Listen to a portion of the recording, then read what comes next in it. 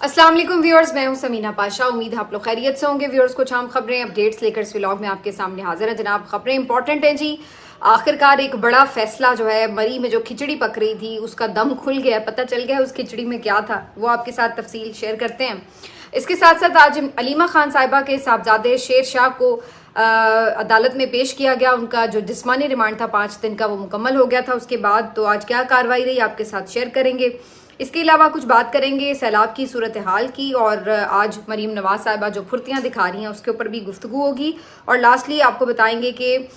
जो सीसीडी है उसकी तरफ से जिस तरीके से कार्रवाइयाँ की जा रही हैं वो कितनी ख़तरनाक भी हैं।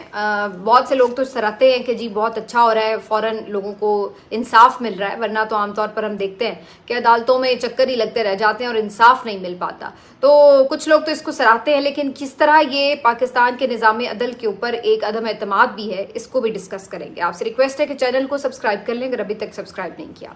तो सबसे पहले बात कर लेते हैं जी, जो अलीमा खान साहिबा के साहबजादे आज पेश हुए दहशतगर्दी की अदालत में। शेर शाह खान को 5-6 दिन पहले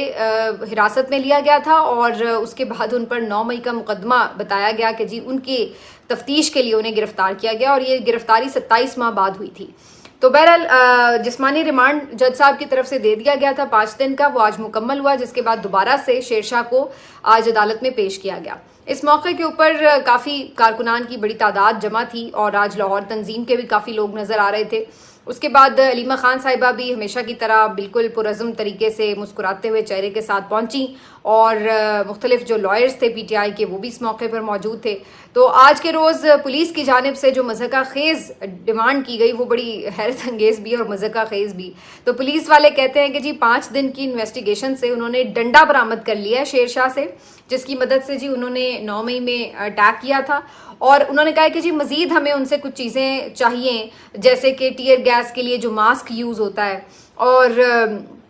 कुछ और भी उनसे चीज़ें जो हैं वो हमने बरामद करनी है। तो इस वजह से उनका मज़ीद रिमांड दिया जाए। तो अब आप अंदाज़ा लगाइए कि 2.5 साल बाद इन्होंने डंडा बरामद किया है बंदे से, जो कि इनके ख्याल से वो संभाल के बैठा हुआ था, और ये वही डंडा होगा जो 2.5 साल पहले उसने इस्तेमाल किया होगा तोड़ फोड़ करने के लिए। तो ये इन लोगों की पुलिस की तफ्तीश और उनके मुकदमात की ये हालत है, इससे आप अंदाज़ा लगाइए। तो आज सभी इस बात के ऊपर हंस रहे थे कि क्या इन्होंने मजाक बना के रख दिया प्रोसिक्यूशन का, क्या मजाक बना के रख दिया जुडिशल सिस्टम का। इस अंदाज से अगर आप गिरफ्तारियां करेंगे और ऐसे मज़ाक़ा ख़ेज़ तरीके से कार्रवाई चलाएंगे तो कौन आपके 9 मई के बयानिए को सपोर्ट कर सकेगा। तो बहरहाल जज साहब ने आज जिस्मानी रिमांड नहीं दिया और जुडिशल कर दिया है शेर शाह को। अब यह है कि उनकी ज़मानत भी अप्लाई की जा सकती है। मेरा ख्याल है कि उनकी ज़मानत अप्लाई की जाएगी और उनको ज़मानत मिल भी जाएगी। मुझे ऐसा महसूस हो रहा है कि अलीमा खान साहिबा के दोनों जो साहबजादे हैं उनको अल्टीमेटली रिलीज़ कर दिया जाएगा, क्योंकि 2 दिन के बाद जो उनके बड़े बेटे हैं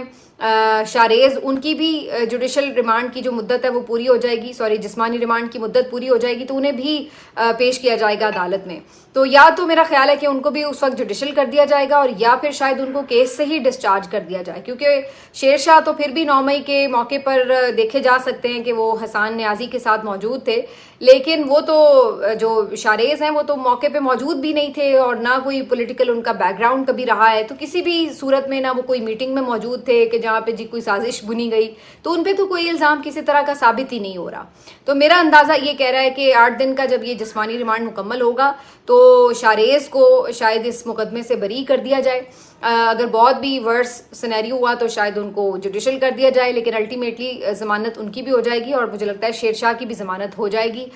वैसे भी अलीमा खान साहिबा को अगर दबाने का किसी का मकसद था ये सारा करके एडवेंचर के जी दोनों बेटे गिरफ्तार कर लेंगे तो वो कोई दब जाएंगी या डर जाएंगी, तो वो तो कोई किसी तरह भी नहीं हासिल हो सका मकसद। उल्टा ये हुआ कि अलीमा खान साहिबा ने जिस तरह इंटरनेशनली इस मामले को उठाया, और जो लोकली भी जिस तरह से लोगों ने, सहाफ़ियों ने इस सारी सिचुएशन के ऊपर तनकीद की, तो हुकूमत के पास कोई जवाब नहीं था। तो अल्टीमेटली इन्होंने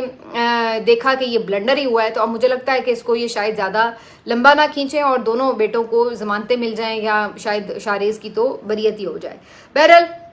آج علیمہ خان صاحبہ نے اس موقع پر گفتگو بھی کی، تو وہی ان کی گفتگو تھی کہ ہم کھڑے ہوئے ہیں، ہم موجود رہیں گے، ہم تو پیچھے نہیں ہٹ رہے. اور یہ بھی انہوں نے کہا کہ ولاگرز یہ کلیم کرتے ہیں کہ جی کوئی بیک گراؤنڈ میں باتیں چل رہی ہیں، گفتگو ہو رہی ہے. تو انہوں نے کہا کہ اسٹیبلشمنٹ ولاگرز کو تو ایسی خبریں دے رہی ہے، لیکن خود کبھی آگے ان کی جرت نہیں ہے کہ عمران خان سے مل لیں. تو ایسی کوئی ملاقات نہیں ہو رہی، کوئی نیگوسیشنز نہیں ہو رہی. تو کیٹیگوریکلی علیمہ خان صاحبہ نے اس چیزوں کو ڈینائی کیا.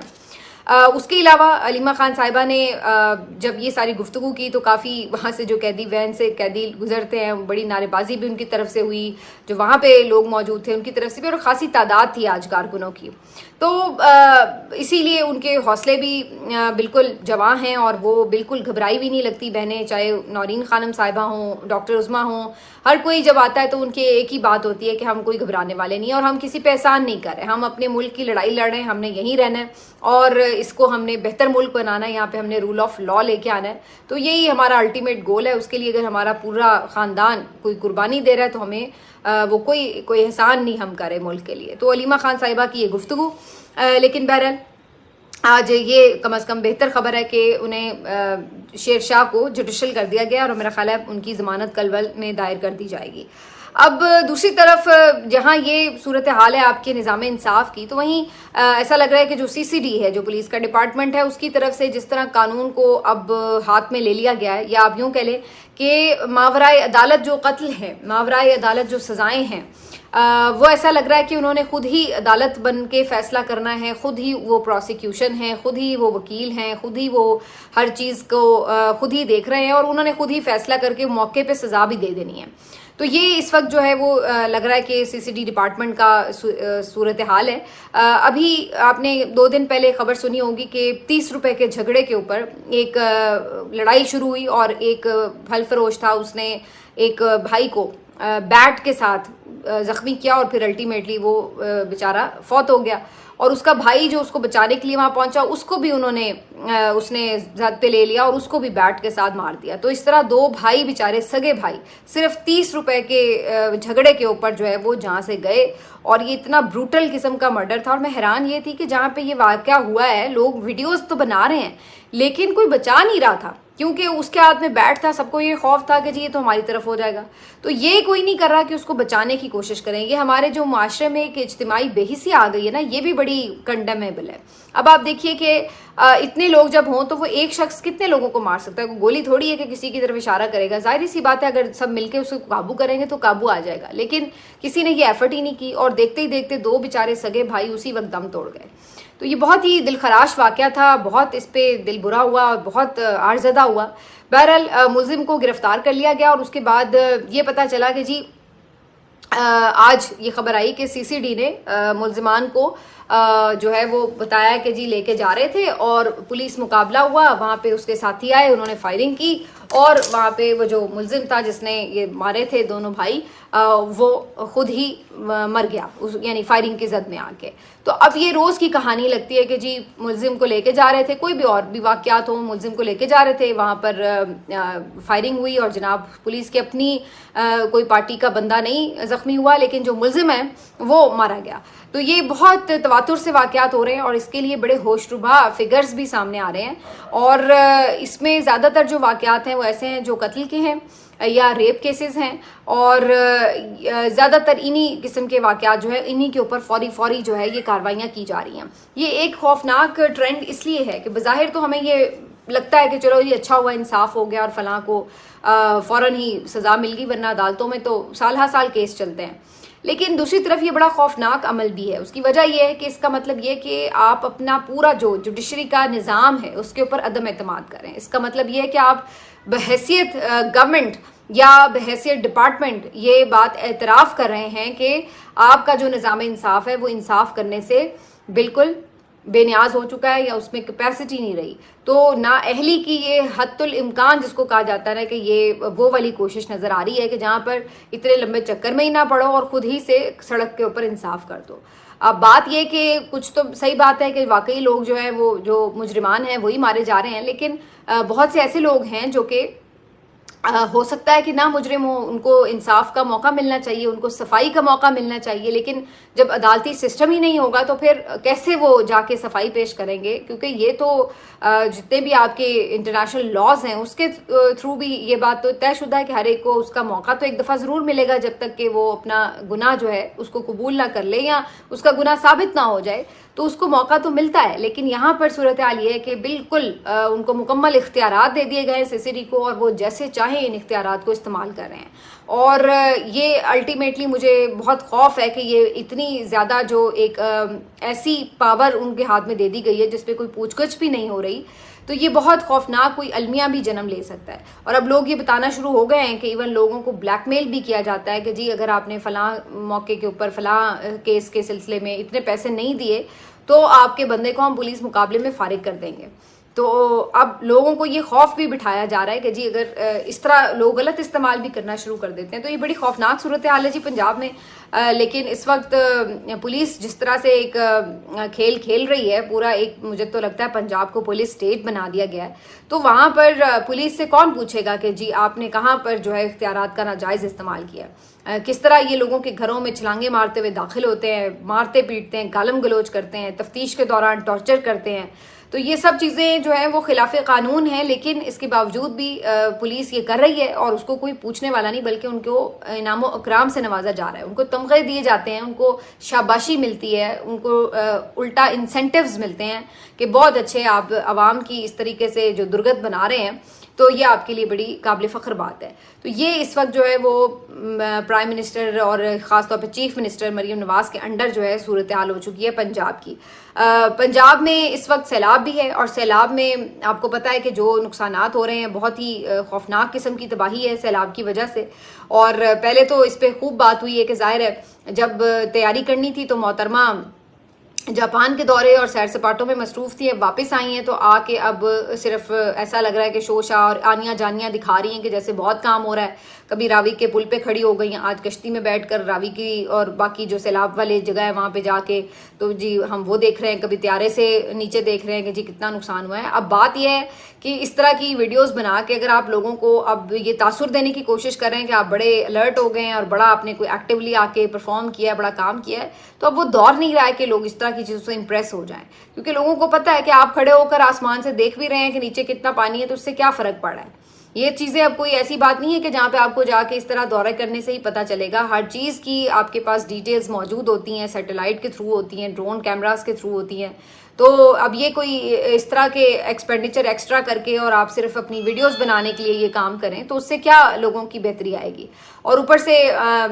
جو آپ کی ساتھ ساتھ یہ دورے پہ خرچے ہوتے ہیں وہ ایک علیحدہ ہوتے ہیں۔ تو کہنے کا مقصد یہ کہ بہرحال اب یہ چیزیں آپ کر تو ضرور رہے ہیں، لیکن بھانڈا تو پھوٹ چکا ہے۔ آج ڈان اخبار میں بھی اس کے اوپر ایک پورا آرٹیکل لکھا گیا جس میں انہوں نے بتایا ہے کہ کس طرح سے پنجاب حکومت کی نااہلی ثابت ہوتی ہے کہ انہوں نے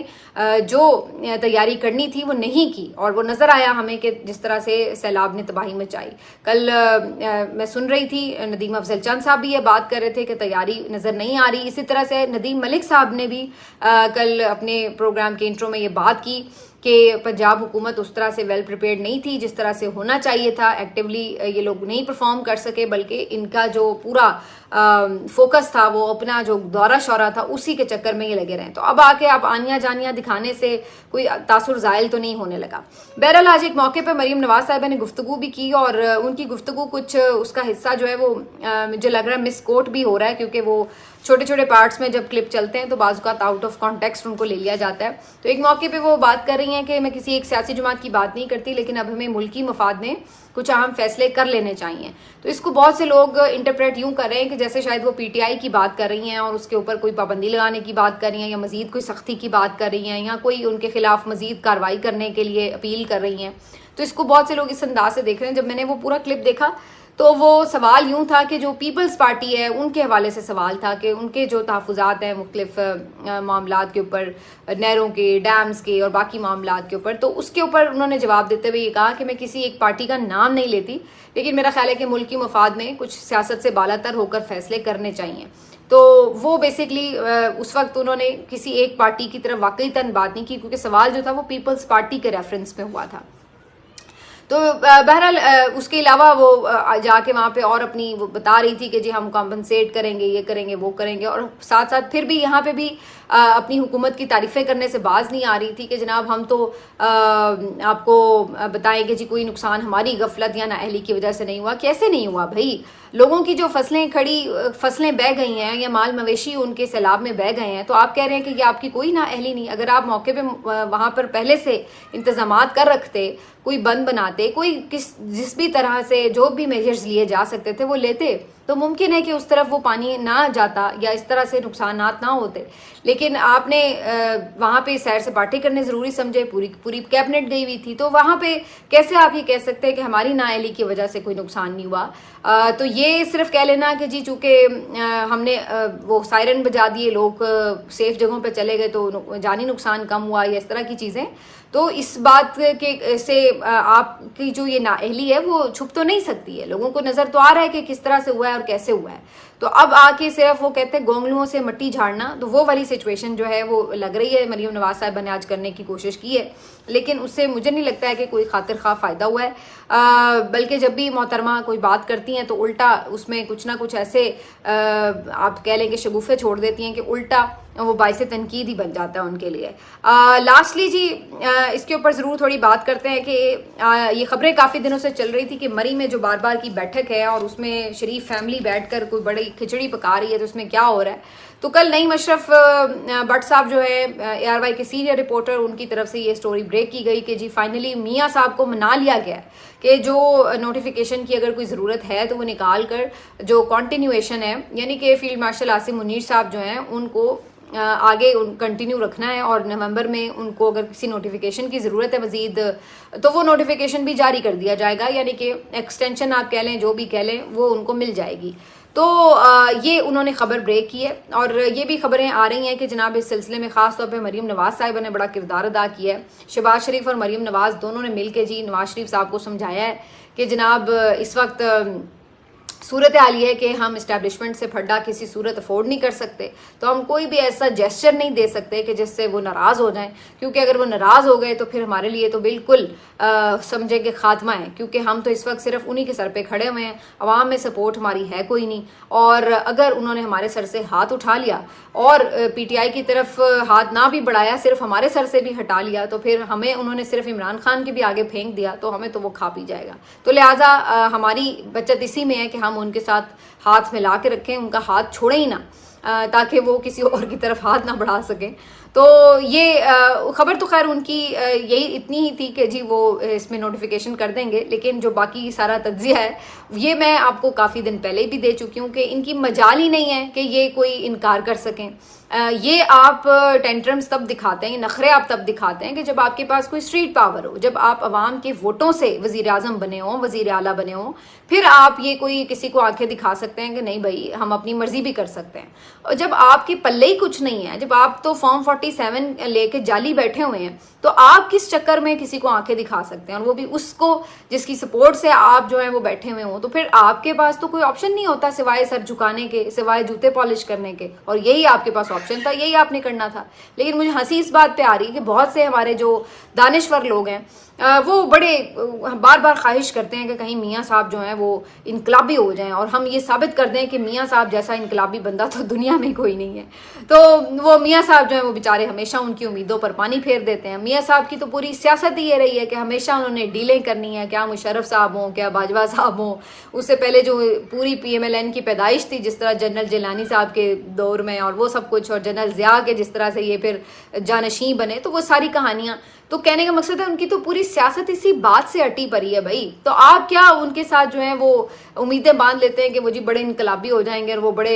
جو ہیں جمہوری ہو جائیں گے، یا وہ بڑے کوئی مزاحمت کی سیاست کریں گے. تو پہلے تو پھر بھی کوئی تھوڑی بہت پبلک سپورٹ تھی تو وہ تھوڑی بہت اپنی دکھا لیتے تھے آنکھیں شانکیں کہ جی میں بڑا مزاحمتی بندہ ہوں. لیکن اب تو ان کے پلے ایسا کچھ ہے ہی نہیں. خود وہ ایک 70 سال کی 75 سال کی عورت سے ہار کے بیٹھے ہوئے ہیں اور جعلی نوٹیفیکیشن لے کر بیٹھے ہوئے ہیں. تو اب ان میں इतनी हैसियत है ही नहीं है कि वो उन किसी को आगे से नो कर सकें। अगला फौरन कहेगा निकालो फिर ज़रा फॉर्म 45 की पिटारी और फिर बताते हैं आपको, तो किस मुंह से आप जो हैं वो इनकार करेंगे। तो ये सारे ढकोसले और ये सारी जो बातें हैं ये सारी मजाक के अलावा कुछ भी नहीं हो सकती, क्योंकि ये तमाम चीज़ें तब होती हैं या तो बंदा बड़ा आला ज़र्फ हो और ये इकरार करे कि हाँ जी ये गलत था और हम जो है इस चीज़ को आगे नहीं कंटिन्यू कर रहे, और या दूसरा उसका ऑप्शन ये हो सकता है कि वाकई उसके पास कोई बड़ी मैसिव पब्लिक सपोर्ट हो तो वो ये आंखें दिखा ले। लेकिन जिसके पास ये दोनों ही चीज़ें ना हो तो वो कहाँ से बेचारा, ना उसके पास ज़र्फ हो ना अवामी सपोर्ट हो, तो वो कैसे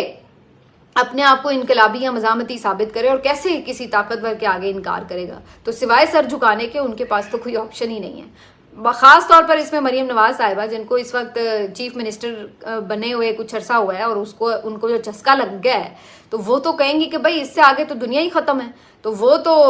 किसी सूरत बाप को ये इस तरह कोई मजामत का कोई आखिरी एक नुक्ता भी उनके अंदर बाकी है तो वो तो कभी भी नहीं उसको जागने देंगे कि भाई अब्बा जान तो खुद बूढ़े हो गए हैं, आखिरी इनिंग खेल रहे हैं, हमारी क्यों सारी जो है वो